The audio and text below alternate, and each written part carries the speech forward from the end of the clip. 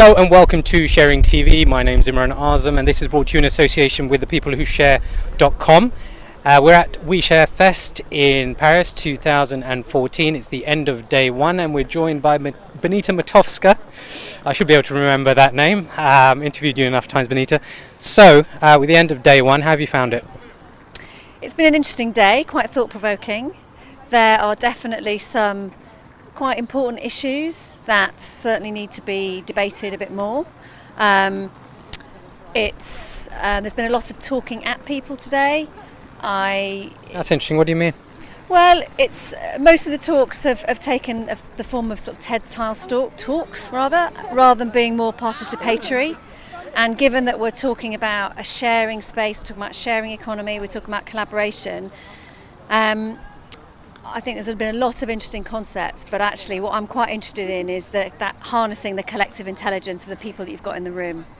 And that for me has been somewhat absent. Yes, there are workshops and there are other types of sessions that are happening external to the main area in the circus, but actually I sort of feel like that's the one thing that's missing. But that said, OuiShare guys have done a fantastic job in putting together the event. It takes a lot of work to put something like this together, and I think having all these kind of myriad of people that are involved in the sharing economy in one space in and of itself is an extraordinary feat. But if I could make it better, if I could improve on it, I would say make it more participatory, more truly sharing, really harness the collective intelligence of the people in the room, and then actually I believe we'll actually really get some more work done. So, I've sat through many of the sessions. We've heard from many of the people who are well known within the sharing economy kind of environment. One of the talks today was by Rachel Botsman. Now, she was addressing the issue of really the definitions within the sharing economy, and this has kind of been a hot topic of debate online. So, what did you make of her talk, and what can you add to what she was saying? Where I absolutely agree with Rachel is that these terms are not interchangeable. The sharing economy is not the same thing as the collaborative economy, which is not the same thing as the peer-to-peer economy, which is not the same thing as collaborative consumption. And where I also agree with Rachel is that definitions are actually important, because fundamentally, if we are about building this new infrastructure, this new economy, we need to know what it is. It needs to have a name. In order to mainstream it, in order for this to be the system, then actually we need to be able to convince people. We need to know what it is. We need to give it a name, and that's pretty fundamental. I guess the other side of it for me is very much that there is a difference of opinion in terms of what these different terms mean. We're specialists, the people who share are specialists in the sharing economy. That's what we're about. We're the campaign to build a sharing economy. And the sharing economy, the definition is very simple. It's a socio-economic system that is built around the sharing of human and physical resources.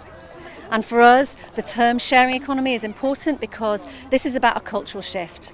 And it's about open access for all. And if we want to make this open access for all, and we want this to be something that truly is participatory and is something that's not just a kind of middle class niche phenomenon, then actually we need to be using terms that actually resonate with everybody and that are actually very much open door terms that aren't elitist in their very nature, but actually sharing is a term that everybody can share. Everybody brings something into this world that they can share.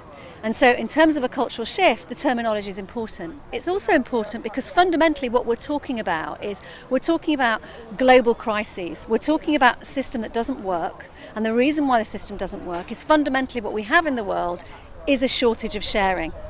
There are two things that we can't change. One, that the planet has finite resources, and two, that the planet has a growing population. And so the imperative to be able to share those world's resources and to create a more equitable society and actually really tackle some of these deep issues of poverty and climate change are really fundamental, and that is at the heart of a sharing economy. I'd suggest, playing devil's advocate, that having too broad a definition of the sharing economy is perhaps to its detriment, in that it needs to have an identity, and one which is easily understood, but also one which feels new and different, which seems to be kind of pushing the sharing economy as of 2014 and over the last kind of 5 or 6 years. If sharing is simply about people connecting and sharing resources, isn't that just an old concept which we've kind of visited before? I mean, I agree it is. There's nothing new about sharing. To share is to be human, and that's really what this fundamentally is about. So I think underlying the sharing economy are a set of values that really are what make us people. But the sharing economy is not just about connecting with other people. It's not just about people kind of, sitting around and sharing resources in their communities. And it's not just about the sort of, the kind of hippie, happy, clappy, sort of rose-tinted glasses view of the world. It's actually a genuinely robust socio-economic system. And one of the things that we've been working on is actually really drilling down into what that means. And we've identified these 10 pillars of the sharing economy, which really look at this as a genuine, robust socio-economic system.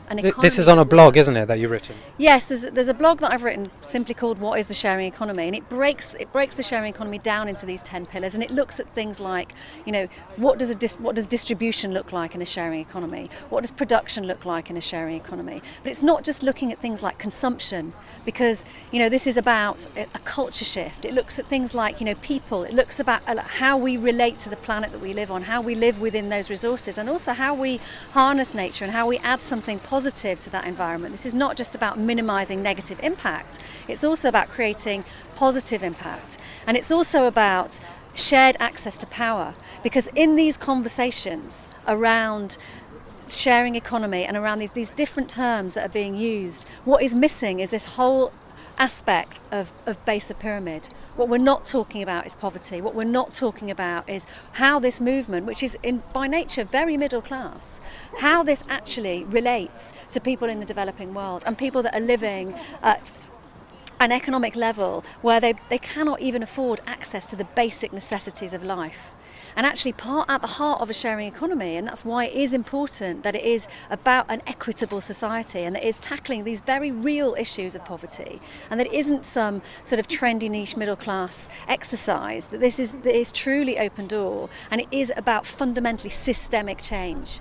So what we've done with this definition is we've looked at what are the components of an economy.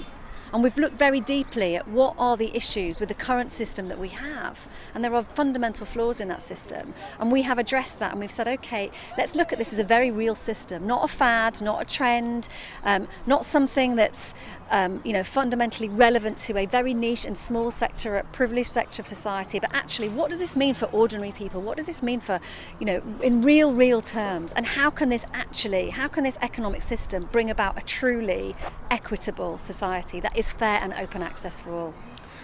Okay, well, I'm going to stop it there because I'm sure you could talk on this for quite a bit longer. So you've got a talk coming up with it being chaired by Antonin. What's the nature of that? Going to be speaking on Wednesday about the how local economies and how local communities are shaping the sharing economy, and actually this whole connection between the local and the global, and what that means for people and what that means for people in communities. And we'll be touching upon some of these issues of poverty and access for all, and this kind of whole notion of open door. Okay, Benita, thanks very much for joining us on Sharing TV. So again, we're at the end of day one. Let's see how it goes over day 2 and day 3. Perhaps a bit more participation amongst those in the audience as well as those on stage. Once again, thanks to the guys at OuiShare for putting all of this on, and we'll be reporting back tomorrow on day 2 at OuiShareFest. Thanks for joining us.